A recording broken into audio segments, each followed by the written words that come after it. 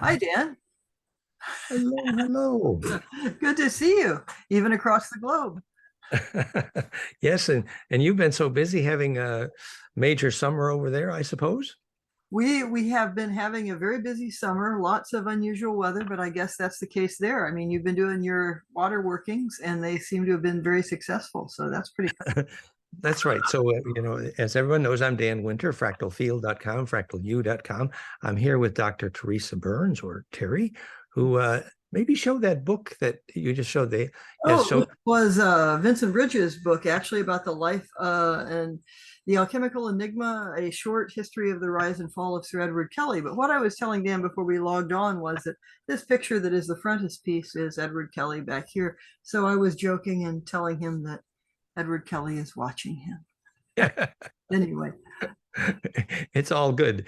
And how today's conversation started actually was I was rereading Terry's excellent paper. Terry is quite an amazing scholar and historian, has published widely. well, you're very And kind anyway. in fact, You are, Dan. You're one of the kindest, most generous people I know. I just want to say that, and not in the interest of false flattery, but I mean, we had great times in France, and we couldn't have got there without you. And you put us up for wonderful times at that emerging technologies conference, and of course. And we have much more in common than just our unusual friendship with Vincent Bridges, whose book that was. So. yes, well, thank you. And so, Terry and Alan were centerpieces of our work with the Ophanim Enochian. And let's see here. Do I have that working? One moment here. So I'm playing with a share screen here, and I seem to have clicked on the wrong screen. uh, Oh, well, that's from your thing with Elena, isn't it? That looks fascinating. right. The project with Elena. Let me stop share. I got to try that again. So what I wanted to show this paper that I was reading with Terry's paper, which was entitled "A Golden Storm." Actually, I could share my screen because since we were going to talk about that, I've got it here with that. Oh, please do. Okay, well maybe that's a good thing. One second. Okay. Now we'll see if, all right, that's a different screen, isn't it? Am I shifting over to it now? Does it show a It golden says screen? yes. Okay, That's great. good. Perfect. Yes. So the Golden Storm is a classic, one of many papers with Teresa Burns. Journey of the Western Mystery Tradition is where this was published, and of course, I was reading it with the usual enthusiasm, remembering some of these things, and the part it well, Terry, just specifically, why was it called Golden Storm?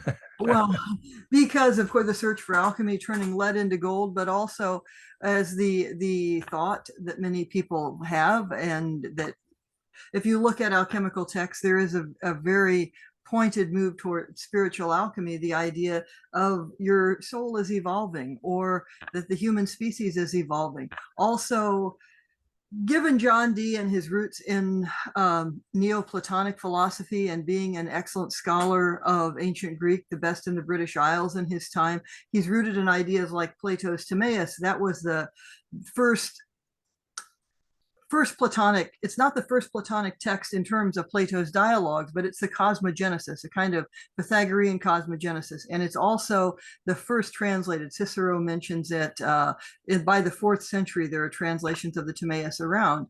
And, and in that, you have a basis for alchemy and a basis for cosmogenesis. And it's actually gold that Timaeus is talking about. Well, you have this lump of gold and you do this and that.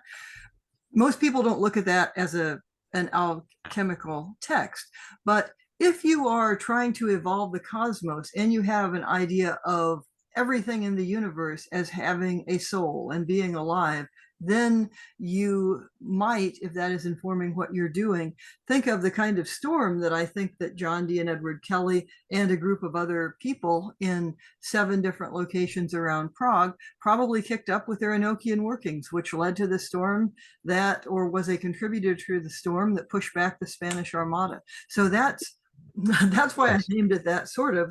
The other, It's a unifying theme. Exactly. yeah. Maybe you want to show just some of the pictures that are in that Oh, manuscript.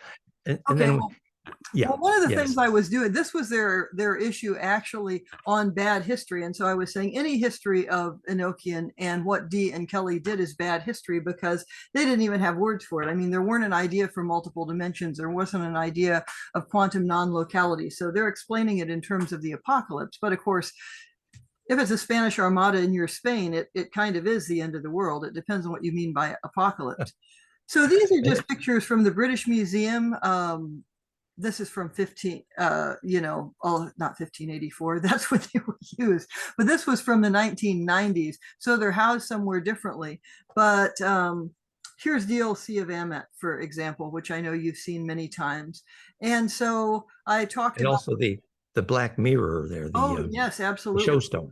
Yeah, Yes. and the first article about this that linked things in the way that I've been interested in was by probably the most famous Dee scholar living today, Deb Harkness, and it was a thing of hers called Shows in the Showstone, where she described what Kelly scried there and Dee recorded. And by the way, I have here to my side this 2 volumes of the complete mystical records of John Dee. You can get all of those now, and it looks like theater.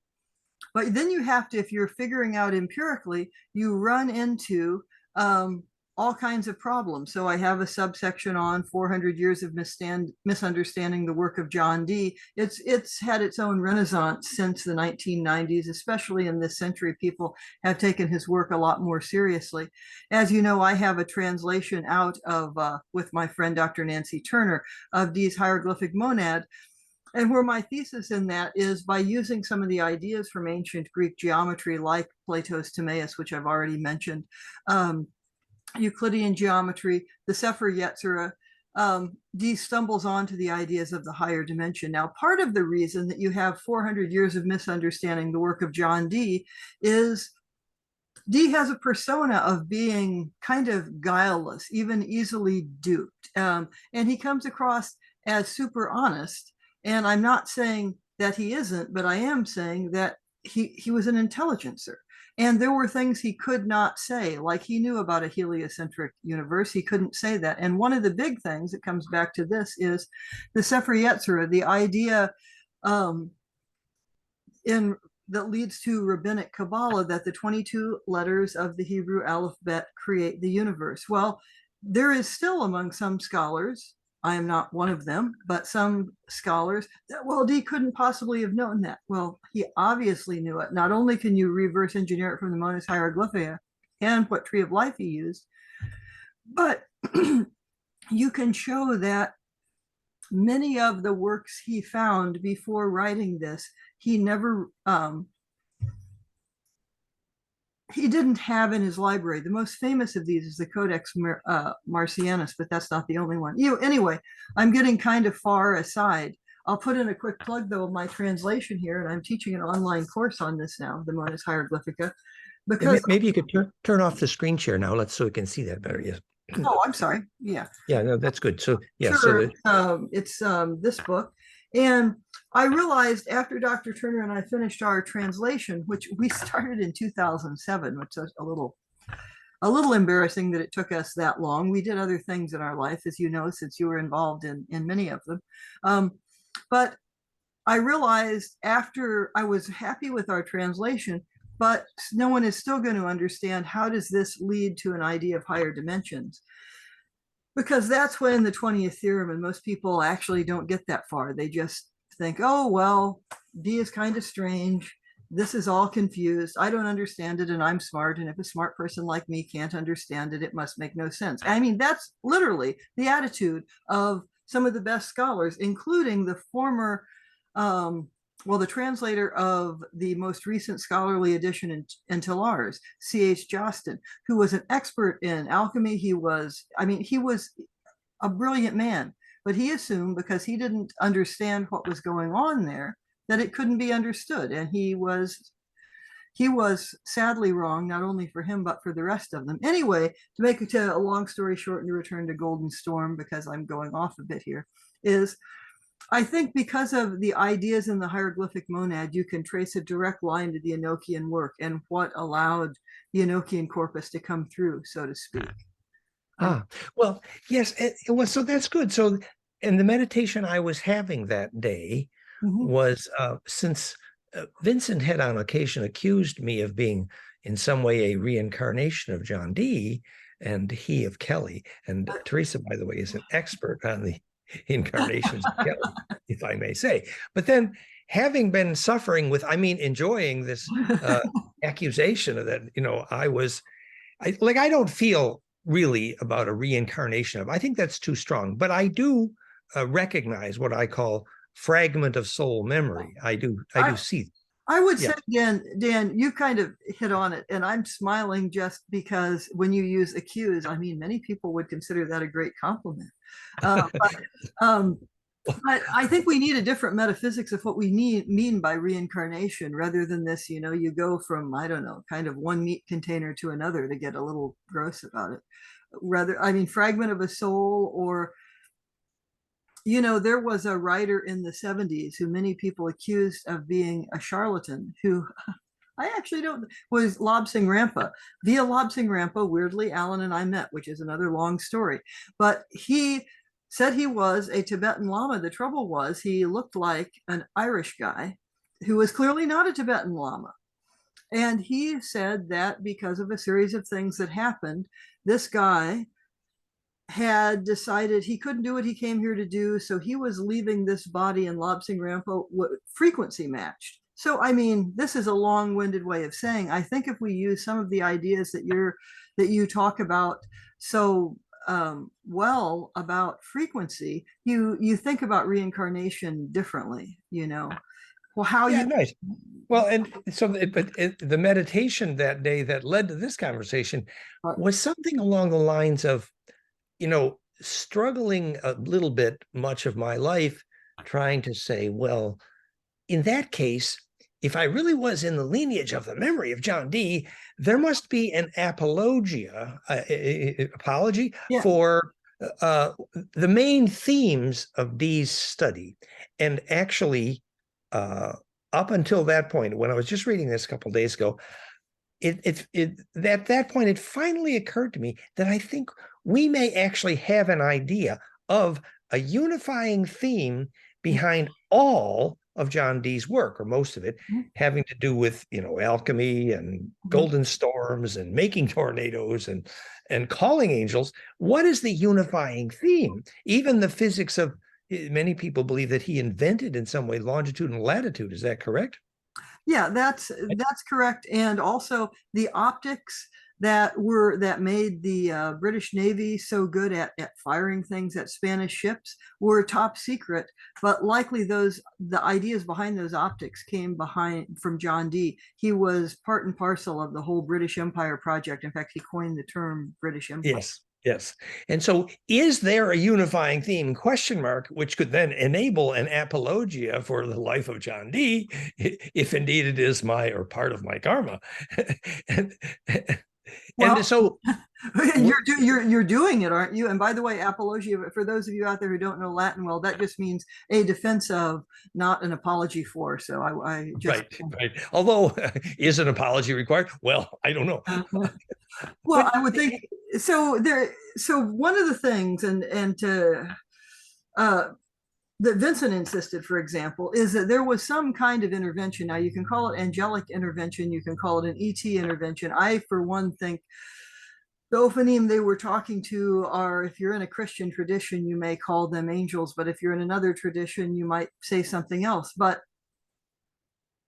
the British Empire has many, many problems, treated many, many people very badly. Would it have been better with the Spanish Empire? Well, just sending the Armada to England deforested half of Spain. I mean, yeah, there's a detail. Like, and guess where is a desert today? Yeah. Hello. Is there some karma? Oops. And not, so. Yeah.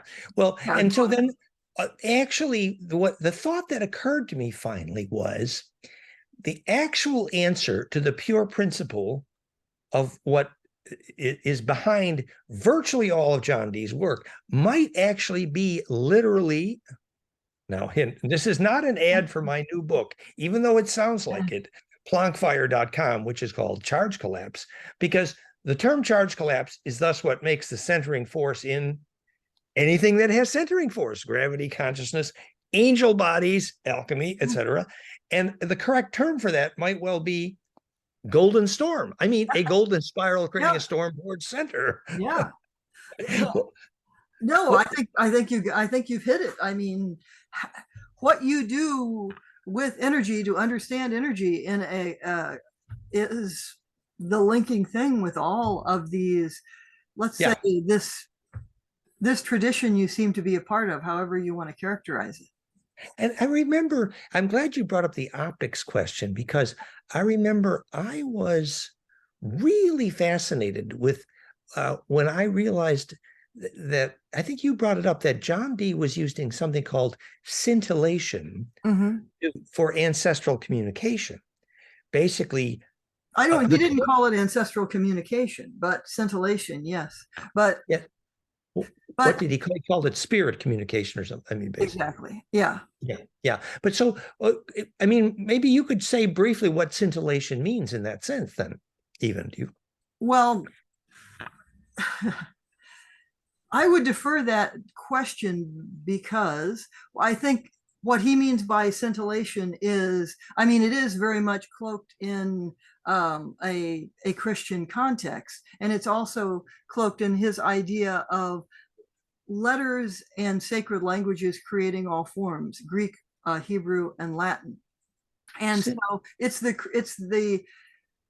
ancestral communication to Dee in the same idea of God creating the universe. I mean, if you want to call that ancestral communication, it would be ancestral communication. He's interested in it in terms of cosmogenesis. Yes. But very specifically, I thought it was actually using a correct twinkle or spark or reflection point.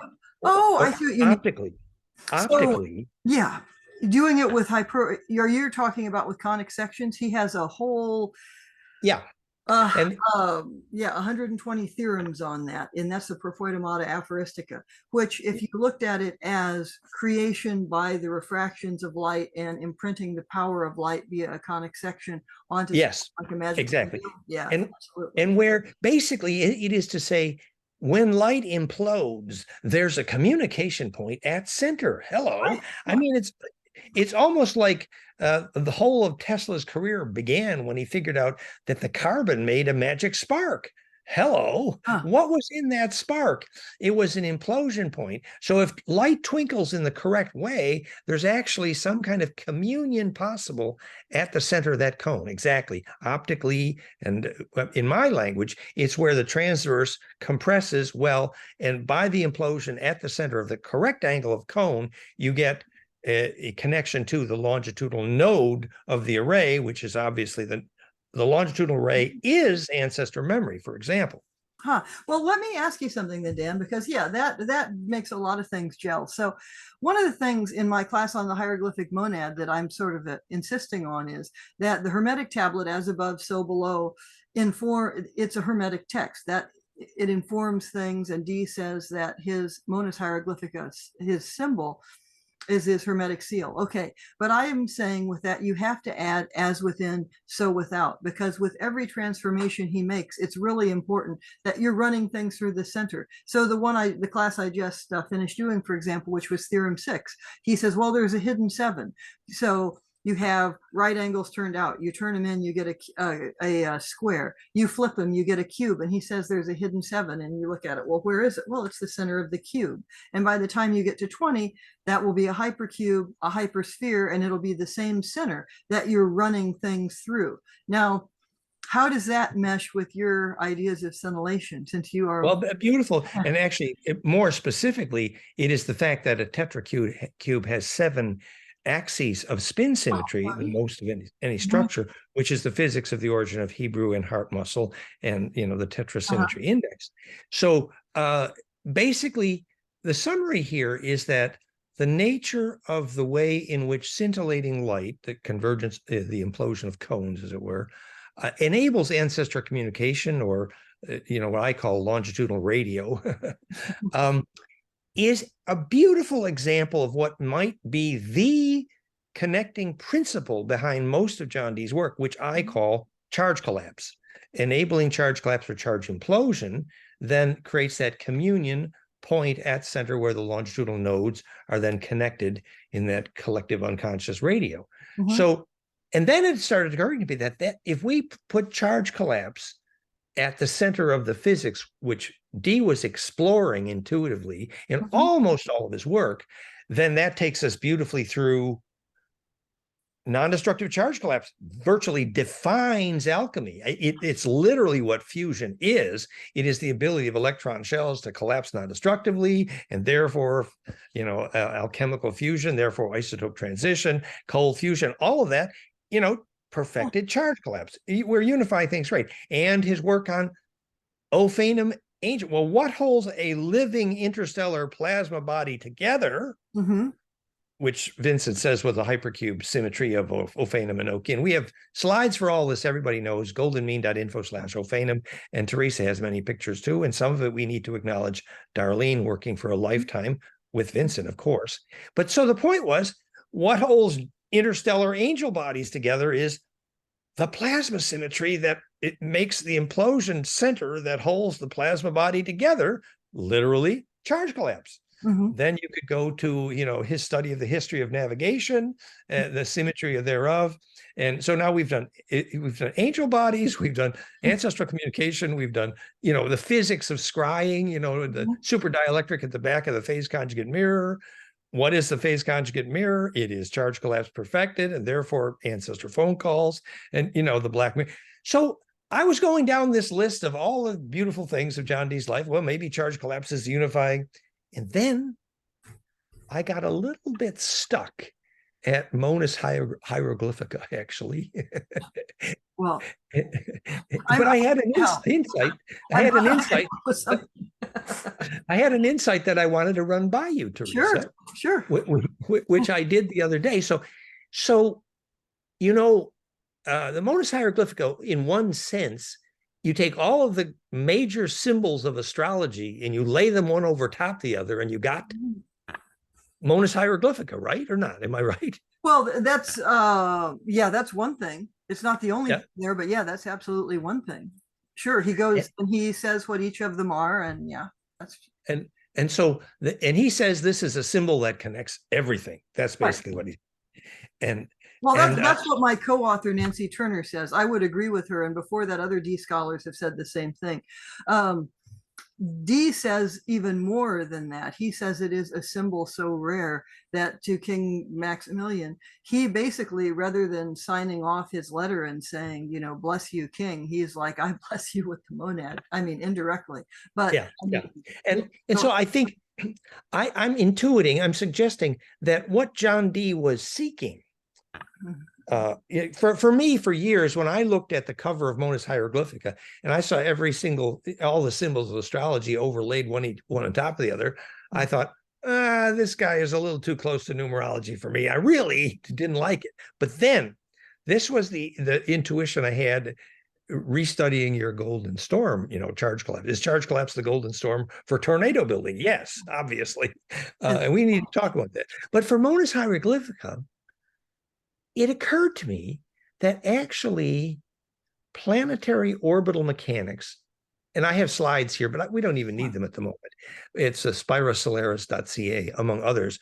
The dominant geometry of all orbital mechanics is golden mean ratio. Hello. This is telling you something about the physics. For those who might get a clue of what causes objects fall to the ground, they could figure out why. People who don't have a clue why objects fall to the ground, all the physicists on this planet, obviously would be clueless, which is the reason golden ratio is the dominant geometry of all orbital mechanics and even all interstellar mechanics is because that is the non-destructive charge collapse, charge implosion, which stabilizes gravity and atmosphere. So you can't make stable gravity. So the reason planetary orbitals, and I have the Kepler's picture queued up, but we don't even need it. So Kepler thought the planetary orbitals were based on platonic solids. Well, he was actually right, because if you nest tetracube and dodecacosa, the platonic solids, you make golden ratio. And that is orbital mechanics. And that is, you have to have perfected charge collapse or gravity falls apart. Hello. So it might be that overlaying planetary orbital mechanics one on top of the other and seeing where they implode at center, that's a meaning for that symbol on the cover of Monas Hieroglyphica. Well, what do you think? I'll tell you why. The symbol in the middle of the monad, first of all, if you just have a circle with a dot in the middle, which is the sort of the head of the monad, that's the Pythagorean symbol for a monad. And so from that, in the cosmogenic Pythagorean text, Plato's Timaeus, what you have is that center point fills this sphere that is the whole universe with consciousness, and then it makes planetary orbitals. It makes 7 of them, the classical numbers of the planet. And so I'm just saying that in support of what you're saying, because before you get all these planetary symbols and you get this circle with the dot in the middle being a sun and all of that, what you have is the monad and the dot, and then you have 7 circles around it that are the planetary orbitals. And that is in Plato's world of perfect forms. They go in motion in the world that we're in that Platonic world. But that's why Kepler, the idea of it all going around one center is why Kepler held on to that idea for so long. I mean, yeah. And in theory, then that about Kepler. In theory, that if you had the orbital dynamics of thousands or millions of solar systems, they would all have to obey the same rules, because their gravity would only be stable if. So this I think beautifully then connects us back to, was in fact implosive charge collapse the only cause of any centering force? In fact, the central theme of John Dee's life. That's the point. That's when I called you that day and said, Teresa, let's make a little record, because maybe there is an apology for John Dee's life. Oh, well, good. I don't think his life needs an apology personally, but if you want to say that, that's fine. I'm really glad we're recording this, because I'm going to transcribe it, because I think what you've said is brilliant. I mean, I didn't know that's what you were meditating upon when you called. And I thought what we could do then is talk about, as much as we know, about the actual practical moment John Dee is making the Golden Storm, which was the storm that took out the Spanish Armada. You know, the myth is that he told Queen Elizabeth a year ahead of time that he's going to do this. Well, there's, go ahead. I'm sorry. And that the wind that took out the Spanish Armada came from the North Sea in a way that was meteorologically impossible generally in Britain. And the Spanish sailors' descendants are still waking up on the west coast of Ireland today from that storm. And so what did he do? When we talk about, well, it was the 7, I have a picture too, but the 7 hills of Prague and the 5 churches, or the 5 temples. A heptagonal. Now here is the problem is, okay, in this is by Kevin Klein. I'm pretty sure that's a pseudonym, but this is all of the spiritual records of John Dee. The problem is they break off before any of this happens. So the record we have of a heptagonal working that you heard Vincent and me talk about, and we've talked about, we only have from notes in his ephemeris. So supposedly he kept records through that time. I mean, I'm sure that he did. I seem to have some very odd memories of that time too. But another question is, why is all of that excised? So from his ephemeris, not from the lengthy spiritual records that we use to construct the Enochian corpus, okay, because the Enochian corpus has all come through and is constructed, and I've written about that in other places, how you have, you know, the seal of Ahmed, how you, the holy table, then you get, I mean, you get various, you have the great table of earth. Some people keep it square, but if you know the geometry of the hieroglyphic monad, you know to explode it in 4 directions. You have the tablet of Nalvaj. All of that has come through, and so have the calls. And then things break off. You even have Emperor Rudolph, it seems, sort of appearing clothed one Christmas while Dee and Kelly are in Trebona. I mean, there's fascinating stories, but you have to sort of resurrect what happened in that heptagonal working from notes in an ephemeris. And I'm pretty sure that ephemeris was never intended to be seen, and that's most Dee scholars agree with that. Yeah. So then you think, okay, you can go the route of suppressed history with legitimate reason and say, so why are the story about why those pages is missing is just ridiculous, and not even one I'll get into now, but it's a ridiculous, unbelievable story. So what you're left with is that Dee and some other people, who it clearly includes Edward Kelly, I would suspect it includes Rabbi Lowe, because you have someone, probably Kelly, going back and forth between the Jewish community. You have had Emperor Rudolph, or someone called Rudolph the Wise, who let's assume is Emperor Rudolph, visiting Dee and Kelly around Christmas time.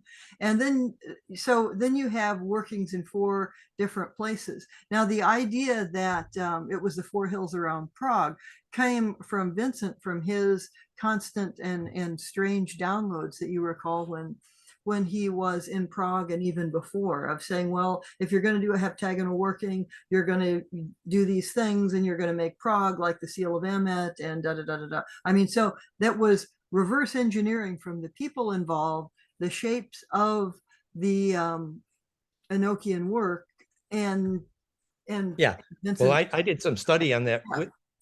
I did some study on that with Vincent in Prague. And your hair stood up on end. I recall this. It was like, you know, what energy are you tapping into?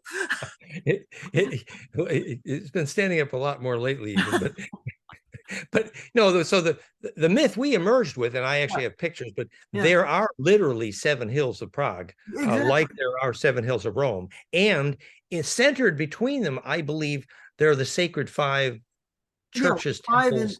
And then that's what Vincent was doing at the time that he died, was visiting those, doing working. He was looking for some lost writing of Kelly. He thought he believed him, but then, as you know, also I've said there are Rosicrucian drawings of Prague as a rose, where you can see the 7 hills. Yes, so it's we have that picture. Far-fetched.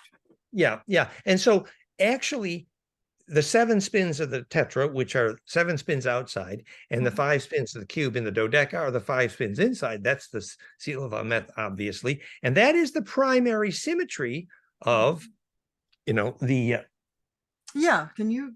I was going to say, so the 5 spins outside are the dodecacosa symmetries, and the 7 spins inside, which are a little hard to see here, is the tetracubic. And so this is the geometry of charge collapse, and therefore centering force.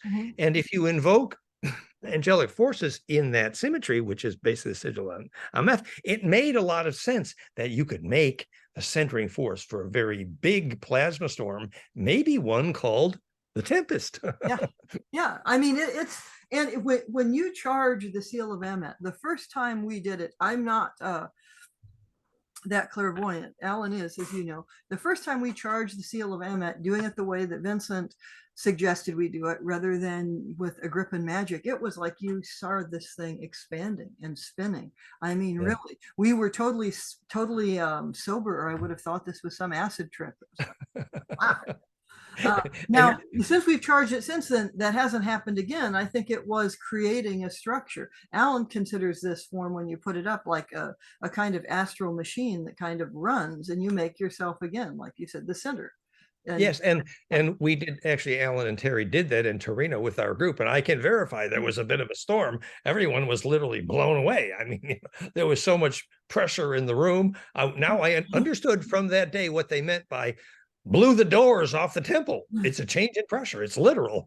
Well, for those of you listening who wonder if this energy likes Dan, we did this again in the south of France, and Dan was participating, but you weren't casting magic. I mean, magic is not your thing exactly, but my gosh, just your presence there sort of... It didn't blow the doors off, but that's a good thing, maybe because the doors were cracked open already. Your hair was on, our hair was on in. And Terry and Alan helped with our recent rain-making rituals. for South France, which, by the way, were quite successful in many ways. You can read about them at goldenmean.info/rain. So, in summary, have we presented some evidence that, in fact, implosive charge collapse is really the unifying theme behind our apologia for Mr. D and Kelly? Well, Dr. D and Sir Edward Kelly, sir. But let me ask you a question, since you have been meditating on this. All right, D is always meditating upon perfect forms and doing geometry the ancient Greek way, which is you visualize things, you transform them. I've described those as standing waves. Now, could you, for people who are listening, who are maybe in my Monas Hieroglyphica class or interested in Enochian magic, once you have these nested forms, can you take us through that charge collapse? I mean, the simple part, I think the students of mine know, which is it's collapsing in, it's like you're shooting energy through the center of the torus. But exactly. You can and the equation then that and my book already leads the wave mechanics section at Amazon, plankfire.com, PLANCKPHIRE.com, which says conventional physicists virtually all agree that charge collapse is the cause of gravity. Conventional neurophysicists virtually all agree that charge collapse is the cause of consciousness. What none of them have a clue about is what is the cause of charge collapse. Hello. I answered that question, which is you take Planck, the musical key signature of every wave in physics, and you multiply by powers of golden ratio, and you get things like not just planetary radii and every negentropic frequency in all of biology, but you get exactly 3 radii of hydrogen and exactly the only 2 narrowband frequencies that make photosynthesis happen. This is a smoking gun, namely charge collapse, implosive charge collapse. Well, so that is the core principle here. What causes charge to implode is the cause of gravity, is the cause of consciousness. And John Dee was leading us there. That's what I thought was fun. Yeah. So I was going to use a quote from some of your earlier work, and you revised it. So I'll ask you this question again, and maybe you can give me the answer that you wrote me some weeks back, which is, all right, in the hieroglyphic monad, one of the things that is really important, match something you used to say a lot, which is that ratio is sacred, scale profane. That is, you've got a unit. The unit is 1, but your unit of 1 can be this big. It can be, it's like you call something 1. The monad, the 1 is the whole universe. So then you go into different ratios, golden ratios, and so on. And that's as far as you get in the monad, which is pretty darn far, by the way, because that leads to an understanding of higher dimensions. So, but you said you used to say that ratio was sacred, scale profane, but you've revised it. That's correct. Yeah. Very, very much so. And I think the reason we believe that ratio was sacred and scale is profane is because in the time of Dee and Kelly, they didn't know the definition of all scale started with Planck. So Planck didn't exist in their day, and therefore they didn't know the defining characteristic of Planck, which is unified key signature of every wave in physics. And if you take Planck and do golden ratio, for example, you get the definition of all sacred dimension, the British foot, for example, proving that sacred dimension is defined by charge collapse. So then that's our little asterisk there. That not only is ratio sacred, but if you use Planck, then scale is sacred too. Well, and it's based in the body. It's, the human body right. measure all things, the universe. And okay, a more basic level for those of you listening before you leap to that level is something that many people living today don't realize is that, all right, how can I say that Dee had an intuitive understanding of higher dimensions? Am I just doing, wonky weed and imagining that? Well, it's because you find the same quotes from going back from like Nicholas of Cusa or before Empedocles, like and what they're using is the ether. So they don't describe the higher dimensions, they call it the ether. And by the time you get to Dee, who's a very devout Christian, he's talking about it as in apocalyptic terms. But so if we talk about quantum locality, and quantum locality is how I'm talking to this angel or ET or what have you, well, that's because that's sacred, and maybe they're in the ether or whatever they are. So a weird thing happens in the history of science, which I'm not oversimplifying to put it this way. You go from the idea of a living universe that is infused with consciousness and is divine, that you understand by perfect forms. And then you get rid of that in the scientific revolution and say, no, if it's not empirical and we can't measure it, it doesn't exist. And then through mathematics, you recreate it via higher dimensions. What you're recreating via higher dimensions is simply that lost sense of everything being connected that you had in ancient Greece. I mean, that's not a simplification. That's just direct. Well, that's beautiful. And I think it leads us to the more rigorous physics we have today, which they didn't have then, which is that ether is a real and useful name for a unified field made of a superfluid called charge. Right. And they don't have, but they have the ideas of charge. And Dee and Kelly get this close to it. What happens is that I am not sure if it's that it would be blasphemous to say and they did understand or they didn't understand, because the angels tell them when they're trying to figure out what direction, and everything is a matter of perspective. So sometimes it's geocentric, sometimes it's heliocentric. And they're like, well, it depends on charge and the poles. And the angelic beings are talking about this spinning globe that is Earth. And then I'm really excited reading. And I remember when I was reading through this, like, I don't know, more than a decade ago, and I'm like, oh, great. And then the whole discussion just ends. I don't know if they censored it because this is too radical a thought or what happened, but yeah, that the axial poles of the Earth, for example, when they embed in eclipses and solstice and equinox, they're actually the four directions of phase conjugation, which is why Agnihotra works and why action at a distance works better when you're at sunrise and sunset, because the four directions conjugate, implosion, Agnihotra, whole thing. Which leads us then, can we summarize now with better electrical engineering what they meant by higher dimensions? And of course, we've had this conversation before, but actually, when charge collapses efficiently using golden ratio, it is only golden ratio that allows you to take the 3 axes or 7 axes of spin of tetracube and rotate the cube into something quote unquote higher dimension, which is specifically a cube embedded by spinning 5 times into pentodeca. Only the golden ratio permits that superposition of quote literally higher dimension. Now, where that gets even more fun, because the next axis of spin superposed is the only definition of the next dimension, and where that actually answers the question then of better connectivity and action at a distance is that implosion, which only golden ratio phase conjugation allows the transverse to implode through the center of tuned to Planck and propagate coherent longitudinal into the array, quote unquote. And that longitudinal coherence is the physics proven by measurement, proven the physics of lucid dreaming, the physics of action at a distance, the physics of why Jean-Charles brainwaves at golden ratio made teleportation possible with witnesses multiple times. We know the physics of that action at a distance, and that's the nodes of the longitudinal array, the connectivity enabled by superposed axis of spin, golden ratio phase conjugation. So what's called the next dimension is the ability to embed in a larger and larger array when conjugation works. And that is the only, and it's powerful, definition of higher dimensions. Well, so thank you for saying that so clearly. And one thing I just want to throw out is, I think what happened, since I know Dee and Kelly far better than I know contemporary physics, although I got through one college class and that's about all. But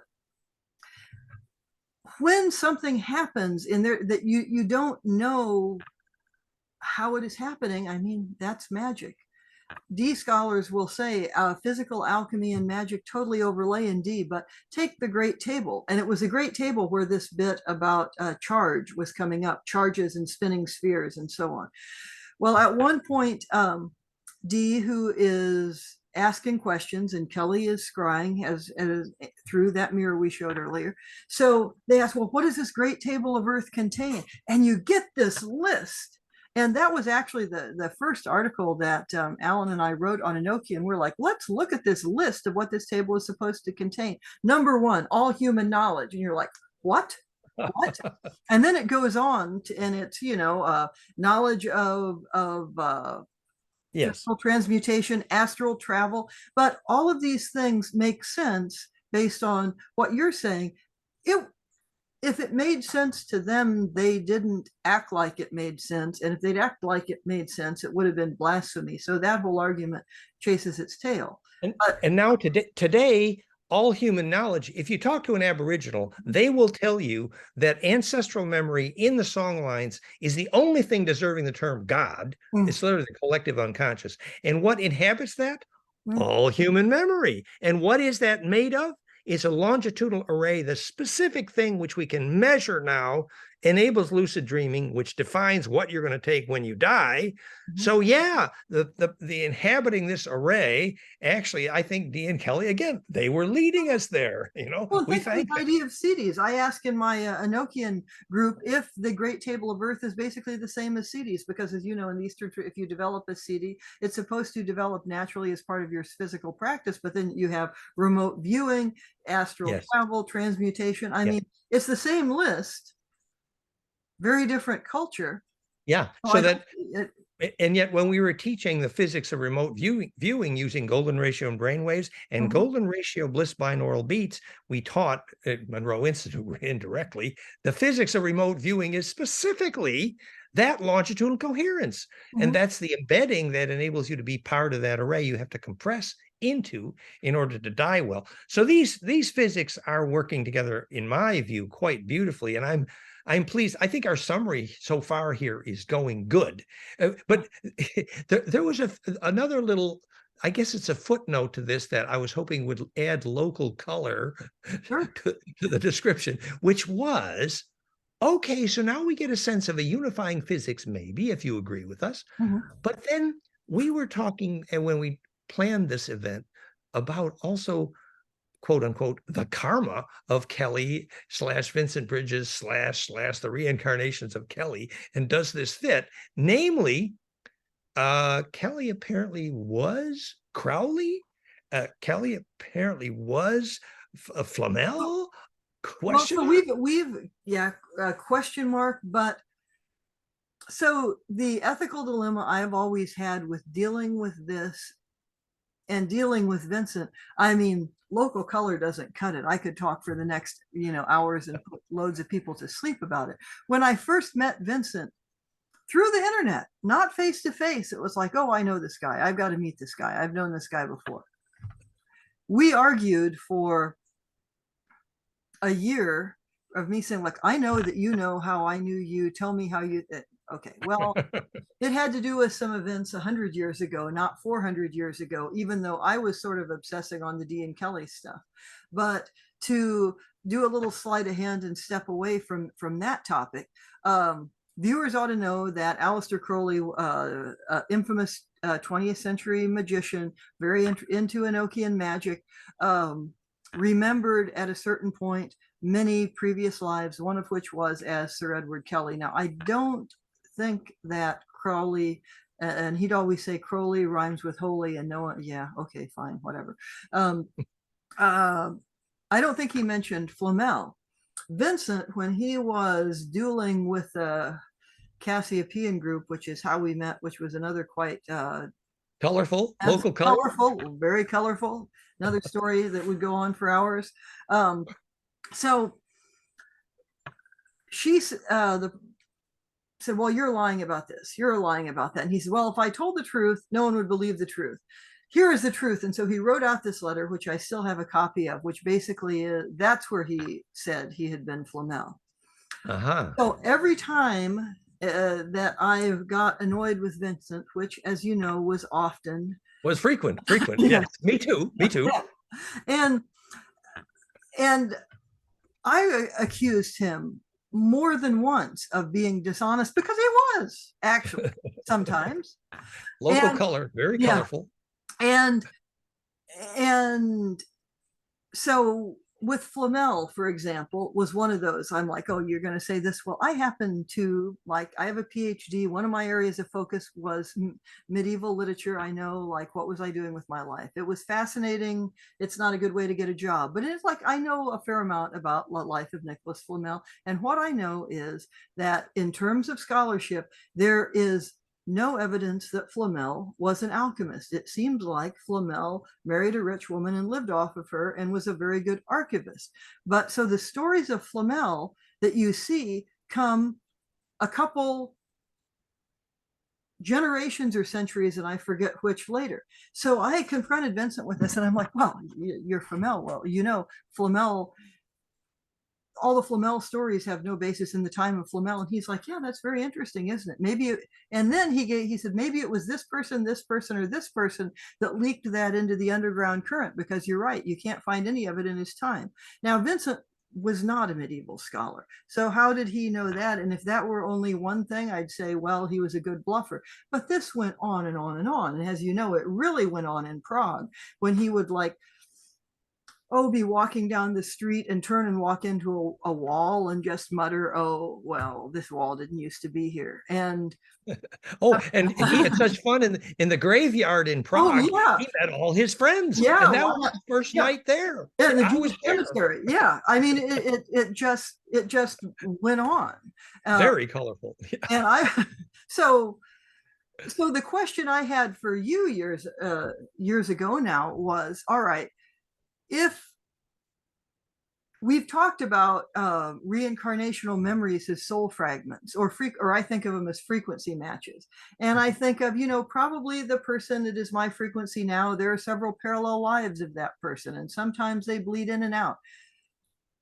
Vincent was very focused on this one lineage and remembered it really well. And as you recall, he traced it back to this rabbi's curse and so on. In the Crusades. Yeah. And I don't know what you said. You may remember this better than I do, but I was like, well, if most past life memories are diffuse, even to a rather spiritually advanced person, I mean, you remember more the more your frequencies, the more you become a coherent waveform, as Dan talks about, the more that then you can take those memories through death. But why would so many of these focus in this one particular line? I mean, and you'd said something about just historically that if you think of history as its own kind of compressed wave, that there is a need in this one consciousness to be a touchstone for things that simply aren't written down. And do you recall or want to say any more about that? In other words, perhaps to enable history to implode, which, you know, that's the thing. So when I was meditating, when we were talking about, because at the time when there was that big controversy about people finding out that Vincent as Kelly had also been Crowley, oh shit, this is so colorful that even Vincent might not want that to be known. Oh, Vincent didn't care. But at that time, I was unaware that it was actually published knowledge that Crowley had announced he was Dee or Kelly. Yeah. And by the way, we should say here that there are many people who claim or are reincarnations of Kelly and Crowley. And if you go into Tibetan Buddhism, you can, at an advanced level, learn things like the sort of shedding of shells. Vincent often thought that, you know, he'd meet people who had claimed they were Kelly or Crowley and think, well, this was a shed blim. Or there was a whole bit of the speaking of local color, in the Donkey in the Cradle, the place where Kelly lived and where Vincent died the night before doing before a play was to be performed that had to do with Kelly. There was not just one, there you had to get into the metaphysics, not just of past lives, but of ghosts. There was the ghost of Kelly who felt guilty about Vincent's death. Then there was the other ghost of Kelly that was the same one that had been there when Vincent was alive. Then there were these kind of repeater ghosts that led Vincent and I think Alishka in particular to think that, you know, it had become a children's orphanage. I mean, all of these, if you think of them as waveforms, and some of them more conscious waveforms than others. It gets wild. And then after Vincent died, someone channeled Kelly, and I remember reading this. I wish I remembered her name. It was the wife of Donald Tyson. She was channeling Edward Kelly, and I read this and I thought, God, this sounds like Vincent. This person is speaking like modern Southern English. This isn't Edward Kelly. Maybe it is Edward Kelly. Just speak the way people can understand. Speaking as Vincent, yes. Yeah. And in terms of, we do need to mention now that we believe things like Therify.net, imploding plasma, has proven to be helpful on occasion, not just in facilitating trance and lucid dreams by witnesses, but also facilitating the release of ghosts. Hello. Yeah. Maybe herein lies a clue. How would are we in this process releasing the ghost of Kelly? By imploding. Well, I think that's been a long process, because there was a big magical working when Vincent first got there, and the people who he met who helped him had just been doing a big working in Most, which is where Edward Kelly died, to release the ghost of Edward Kelly. And then they were very shocked to meet Vincent. And then I met them, and I mean, if you consider that none of us spoke the same language, they couldn't speak English and we couldn't speak Czech. And so we were going through a translator, Radka, who was Vincent's girlfriend. It got very strange, but strange in a delightful way. So here I'd rephrase the question and say, all right, it seems like Kelly's ghost has been released a few times. Why does his ghost keep hanging around and bothering people? And Alan and I, just as more local color, we had, before we'd ever met you, and when we had just met Vincent, we were doing a working, and someone showed up to talk to us who we thought was John Dee, and told us a variety of things, which we recorded, being, fond of extra dimensional communication. Then about 5 years later, we were doing something similar, and we had the same thought. We were like, I don't think that person was John Dee. And Alan said, that was Edward Kelly. And I'm like, yeah, what was that about? Pretending to be, and pretending.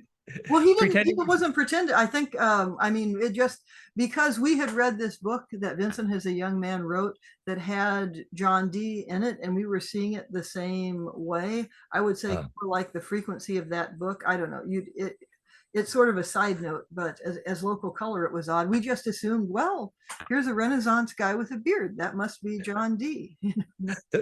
So now we could again ask the question, do we have a unifying theme to reassemble apologia for the incarnations of Kelly? ?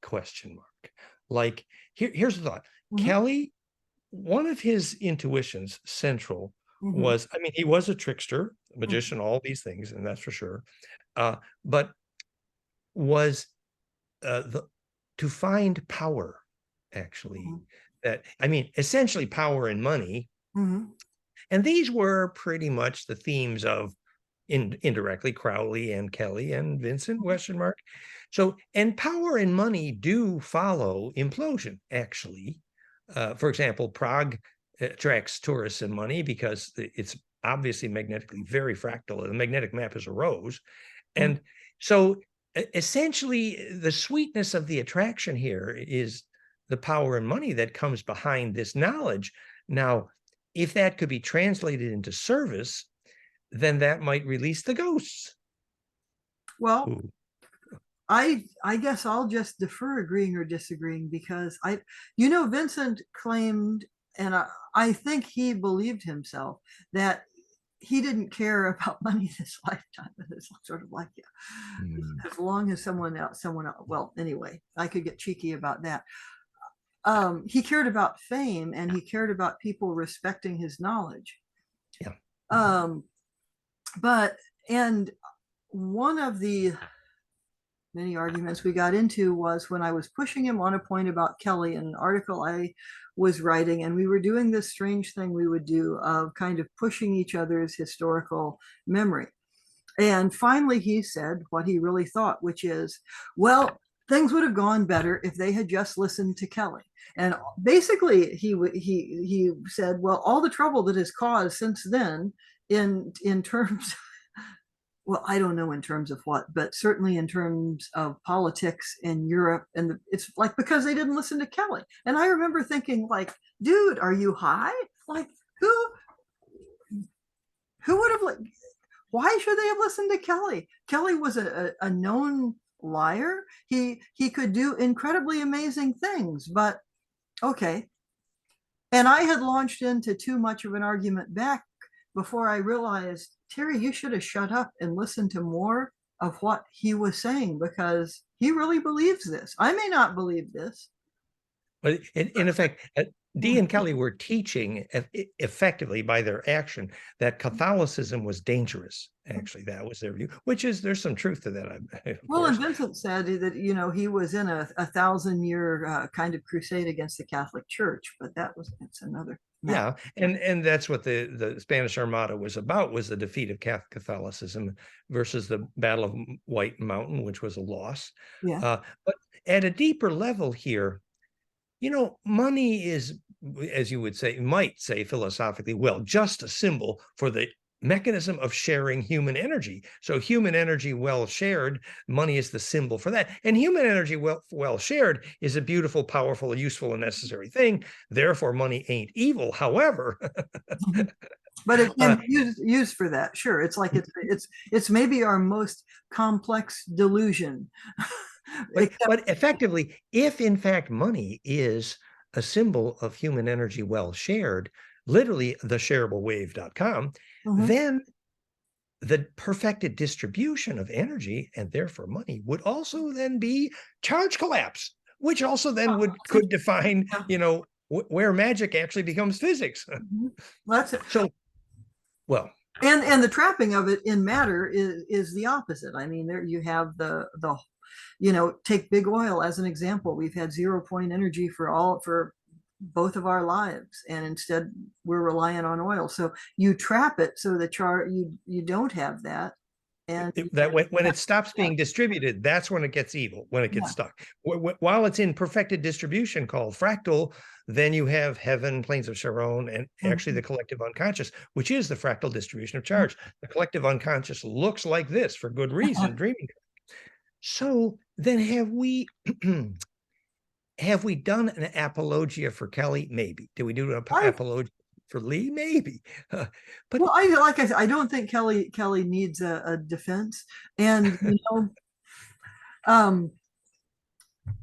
I guess I'd like to sort of end, and my last question for you would be this: if we're trying to do a defense of Kelly, Vincent thought, well, at first, when Vincent and I began writing together, I wanted to write a history of Shakespearean theater with him. We never did that. Okay. And I realized he was occasionally doing research by remote viewing of the past, which he could do. He dropped in on a meeting of John Dee's, which he called a Proto-Rosicrucian a meeting, came back, described it, and gave me the research task of, okay, there are 7 men and 3 women here. Can you figure out who they are? So, and he just went back and looked. Yeah. Cool. He was very like, cool. And he was like, well, it's easier if the veil is open. And okay. So there's a magician. So I said then to Vincent, like, oh, well, we're doing this stuff with Enochian. Let's talk to Edward Kelly. Now, this was before you two went to Prague. This was back in the phase where Vincent was like, I'm never going to Prague. No. And he was like, no, we're not going to talk to Edward Kelly. He's like, if I could, I would just expunge him from my psyche. All he's going to do is show up and lie to you and curse in Latin. And he would not do this. So you go this fast forward to what, 2009 or 10, to someone who is in effect basically like possessed by Edward Kelly. So you have to pick where in Vincent's life you're talking about this. But then by that time, his defense of Edward Kelly was the curse, the crusade of the curse, and that he was going to be locked into these memories for 1,000 years. And so I think his defense of Kelly would be that, well, Kelly would be free of that curse in what, 2099, and I don't make a whole lot of sense of that other than whatever Vincent thinks happened in the crusade locked him into this series of memories, which means it locked him into a certain perspective. So Vincent would say, for example, he never really knew if he was as smart as everyone thought he was. And most people thought he was a genius. But if you already know something because you remember knowing it before, what happens if you knew it before, but it was sort of halfway right and halfway wrong? You didn't really remember it that well because you remember it in this lifetime. Vincent's whole interest in Enochian didn't start up till he met you in what, like 1986? And then he was off and running with this again. I mean, there was some kind of, so he would always, whether you like it or not, I hope that there was a synergy between the energy of the two of you that he felt had gone on for lifetimes. Yeah, and I think maybe for the benefit of the people here who don't know the story, just very brief review. The curse of Kelly originally was that in his lifetime in the Crusades, when he was up to his waist in blood, a rabbi grabbed the saddle of his horse and said, you know, you're not going to be able to forget any lifetime until you realize what you have done. Yeah. Yes. Which you know, that's the burning of memory into a point. It's literally the tornado that goes through history, and that could apologize for some of that history. And then similarly, the other curse that Teresa's referring to, just for those who don't know, that when Kelly was in the prison from King Rudolph in Most, that before he died, he cursed that town, which then was buried in one of the greatest tragedies of Europe. Actually, the whole town died in a coal disaster. And so, you know, Vincent's curse, I mean, sorry, Kelly's curse, excuse me.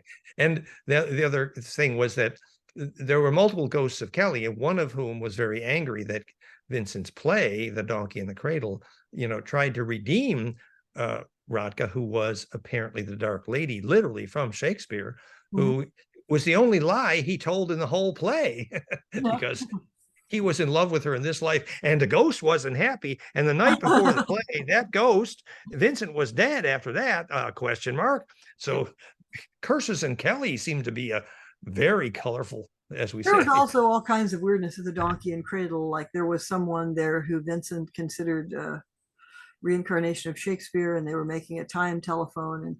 And if I live long enough, I'm going to write that all into something I'll call a novel that isn't. But anyway. Yes, and I spoke with that guy, and he was extremely intelligent. Actually, it was very smart, very hidden. Yes, and so the last question I was going to try to play with briefly here, since we got our themes outlined pretty well, was: have we done an apologia for magic?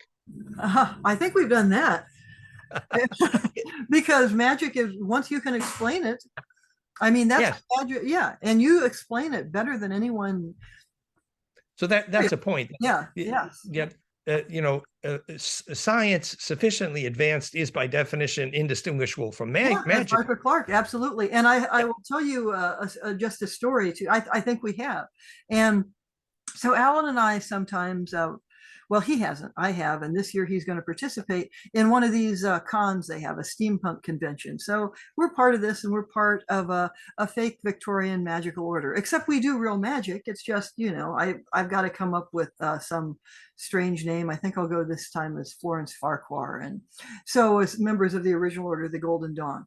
And one of the gentlemen who's part of our magical order introduced his session saying, well, this is what you'd study now if you were studying magic in some places. He says that's because magic hasn't really progressed very far since Victorian times. And I thought, sadly, if you're studying it as magic, that's pretty true. If you're looking for some explanation that involves charge collapse and what is happening in the center of this magical circle that you're... And physics. Yeah, absolutely. And you know, if you know those things, what a surprise. It all works better. It works a lot better. If you understand what you're doing, it works exactly better. The pure principle in habits. And actually, when I originally researched the word amygdal, where from the word Magda, as in Magdalene, the migdal was the amygdala of the brain, obviously, Right. where you have a matrix of Agni, the Mhm. matrix of fire, Mag. Talking of that, yeah. Yes, and where you do have the matrix of Agni, which is where plasma pressure lines converge to make the cold flame, the flame in mind.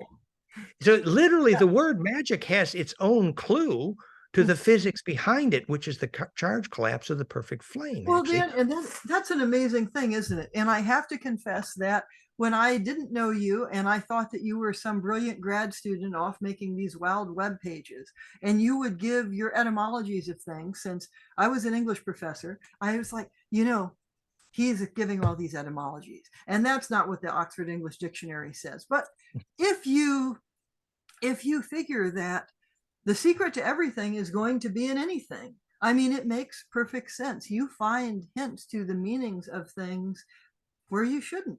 I think Well, that's one of the most beautiful, that's one of the biggest indications to me that of the path of the sacred, that where you least expect it, you see the flame in mind. yes, and the word migdal literally means to tower. Mhm. And you know where the flame makes a tower is where the serpent brain stands on its tail, and Mhm. the amygdala has a flame called kundalini, which actually Mhm. is the definition of the climax of the Enki experiment we're going to talk about, called Adam Kadmon. How you get a soul is light that flame in mind. Mhm. And so again, Mag, Migdal, to tower, to make the perfect flame. And at the convergence point of the perfect flame, the flame that does not consume, Mhm. you have the key to magic, which is beautiful physics. That's lovely. That's beautifully stated, as usual. So this has been a little bit of fun in the sense that, you know, we love the stories of these personalities, and we recognize that actually personalities are not immortal. They're not. Mhm. Pure principles are immortal. And it has been a mistake through history to use personalities to try to get immortal. It's okay to see the pure principle behind the personality. Mhm. That's what's immortal. So if we discover a pure principle animating almost all of the pursuits of John Dee or Kelly, Mhm. suddenly that personality melts into that perfect flame of what is sustainable, the eureka of pure principle, and that is a wave that does live forever.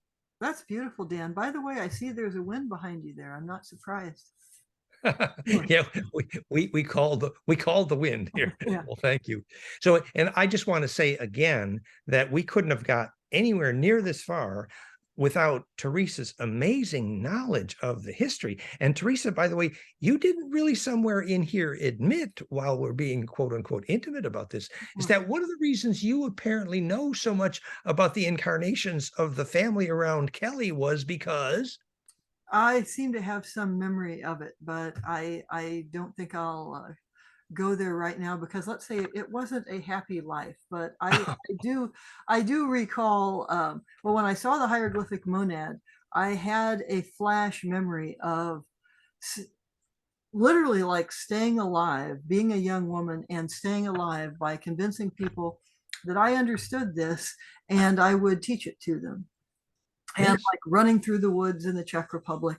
So the easiest assumption would be that that was Kelly's stepdaughter, but what I mainly had was the images.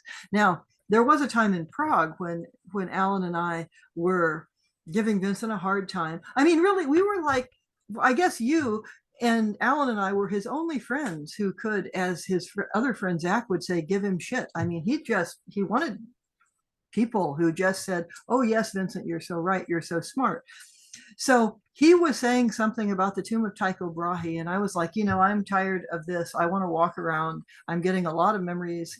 Like I want to remember like what it is that's bugging me here. And so Vincent then spun around and pointed at the two of us and said, well, first he goes, "All right, I'll take the karma," because he believed you generated karma by telling people their past lives, and said, "Well, all right, Westonia, Thomas Kelly, we fit the role well." And there are some other reasons that I rather than believe it, I just would say, well, if I can match that and memories come through, well, that it's been very convenient in my life and research, because You know, I Yes. went to the National Archives in Prague and I had some things written down. And I said, can I see this? Because they would let you see much more stuff than you can in the So National you Archives so here. you had the flash of memory of Yeah. Westonia, the stepdaughter of, Yeah. and that helped you to see that you had an intuition that at that time you knew that by understanding deeply it would become teachable. That's a beautiful, pure Yeah. intent, perhaps. Well, thank you. That might well be. I know that when Nancy and I started translating it, I was very lucky that she found translation soothing because she kind of like,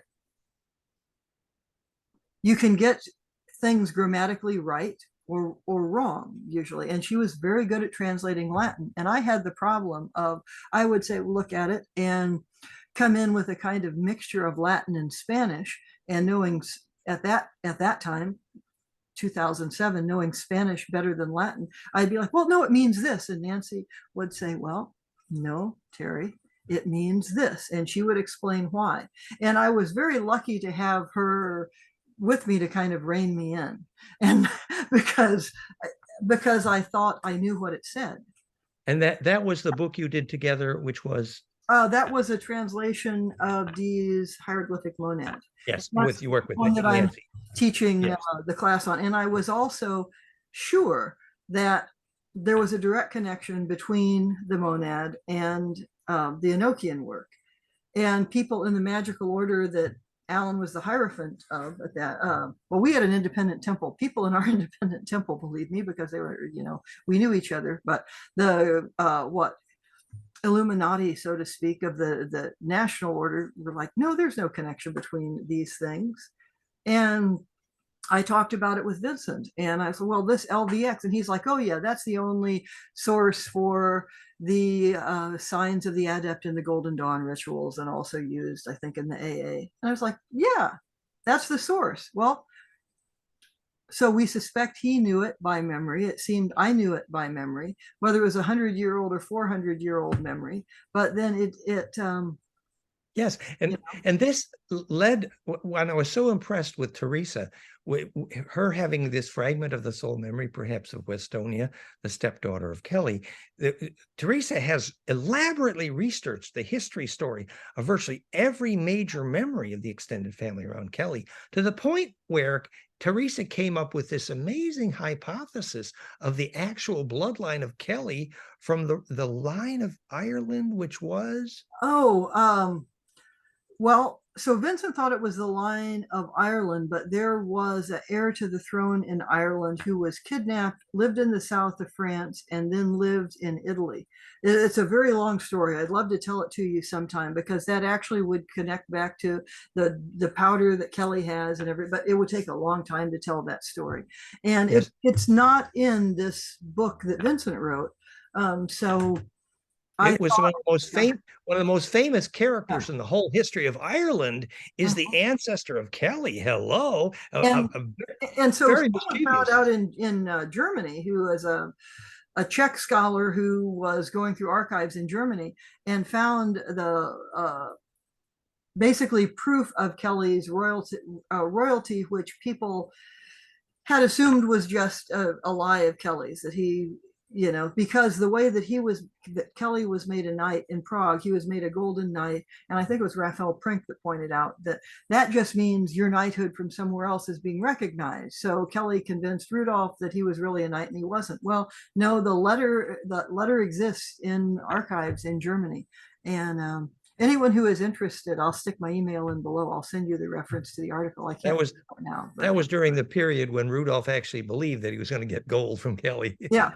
Well, but then the thing was, it were the people who wrote this, who were English aristocrats in Ireland, were they just lying because Kelly was spying for Cecil? No, probably not. And then that was when I had kind of a flash of, oh, this guy. And so I found out that this particular Irish aristocrat who was heir to the throne, who went to the south of France and was in Italy, and actually also in Rhodes, married a woman named Eleanor Kelly. But then yeah, that anyone who wishes can figure out who this person is. So I just thought it was amazing that Teresa worked all that out and historically find some references. And just one last passing thought. When you mentioned that Vincent pointed also, was it to the tomb of Tycho Brahe? oh yeah, that's in the Old Town Square. Well, you've been there. Yeah. But I just have to say that just as we're studying how these flashes of inter-lifetime memory arise, I just realized that it was when I was in the Harvard Library studying the mysteries of Tycho Brahe that I had the first flash of past lives of Really? Dee and alchemy. Yes. Well, I've got to tell you something then. I didn't know that, but a book I had on Hermetic astrology pointed out that, that Brahe's, first of all, Dee, perhaps on the way home, went to visit Brahe. It's not certain, but there were letters between them. But it looks like their astrological setups were either the same or very similar. And Yes.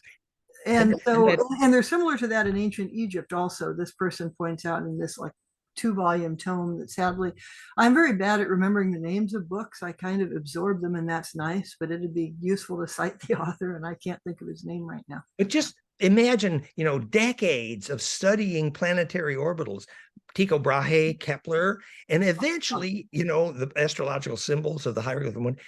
Tycho Brahe is leading, yearning to find the pure principle behind. Oh, and his records are so meticulous, as you well know. And the other thing with Brahe was, now people who think they know better are like, well, then how could he have had a geocentric view? Or people look at the monad and the third theorem and insist, oh, Dee had a geocentric view. It's like, no, they had a view where you change your frame of reference. If you are standing on Earth, you have a geocentric view. Like I look up at the sky and I have a geocentric view. But they understood that from another perspective, rotation takes place in a different way. I think the whole idea of symbols and how they transform and perspective and how it transforms, and then how it resolves again, as you're saying, into a universal principle, sometimes gets lost on people who. Yes. And remember, they knew deeply, unconsciously, intuitively that pure principle is immortal. Now, their yearning took generations because their real yearning was to learn the pure principle behind all orbital mechanics. Hello. Take it with that principle, you're going to carry a big part of that through lifetimes. I mean, yes, the way yes, you have explained taking your memory after death. Yes. And one reason I'm trying to record so much stuff now, and I would suspect this is true about you, it's like, I don't want to relearn all this again. I want to take it up. I want to take it up from where I am when I die this life. It's like ride the long wave, Uncle Joe, which is basically the longer the wave of your memory, the more soul. And that longer wave is always embedding finally in a pure principle, which is the perfect flame. So thank you. That's a great way to end it. Well, thank you. Thank you for inviting me to this conversation. It's been great. And I'm going to transcribe down some of the things you've said. You may hear them attributed to you in later videos. Well, thank you. We're both working at being a shareable wave. I'm so glad you have the pieces of the puzzle of the history study and the magic study that it fits the physics so well. I am so glad that you have the physics. That's a lot more difficult than getting the historical research right. So. We're both having fun. Thank you, Terry. Have a great day, Dan. Thank you. Thank you. Bye-bye.